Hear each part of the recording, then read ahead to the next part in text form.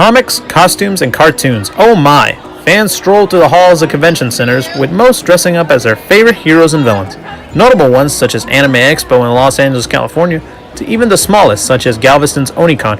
There are conventions for everybody, regardless of age or gender, which have lots to see and do, such as artists, games, dealers, cosplay, and industry guests.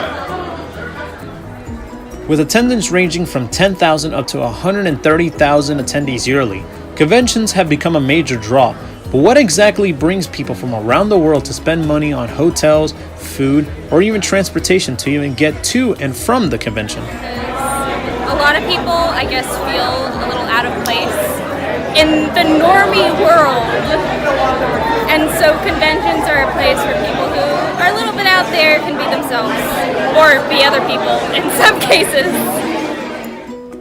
Texas is home to one of the biggest conventions in the state, Houston's Comicpalooza, which brought over $20 million to the city's economy back in 2015.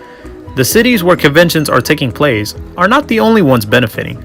The fuel that drives the cons are also racking up the dough, such as local restaurants and artists.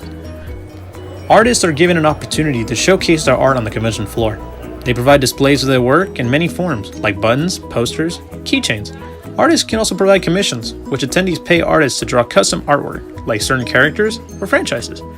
It also gives artists opportunities to even promote their websites, allow attendees to purchase more of their art in the future. There are many forms of art being shown on the floor. Often video games have their own chance to shine in most conventions, from the current consoles all the way to classic games such as Atari or the Nintendo Entertainment System. Conventions such as Houston's Arcade and Pinball Expo showcase the past and present of gaming. Pinball machines from all around the world are displayed for attendees to play them. Arcade machines are also displayed for attendees to try their hands on classics such as Pac-Man, Donkey Kong, Space Invaders, and many others. Attendees young and old get a chance to play games that can bring people together. Some young attendees may even play games that their parents played when they were younger. There is a form of art that seems to be the biggest part of the weekend, and that is the art of cosplay, in which attendees dress up as their favorite characters, from superheroes to supervillains. Most cosplayers spend many weeks to even months planning on what to wear.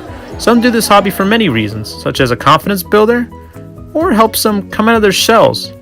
I think it's more like, they see a character and they'll relate to how they act or how they look, or they just like them as a general, or they just like their character and personality and want to portray that on themselves.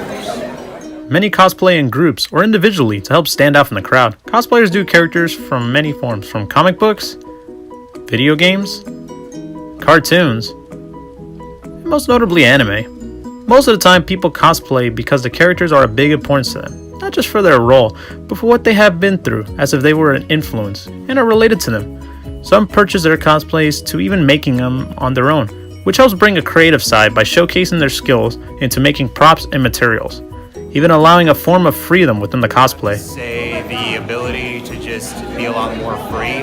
There's so much freedom when it comes to these, and half of the fun is being a character and the other half is just being whatever character I want to be.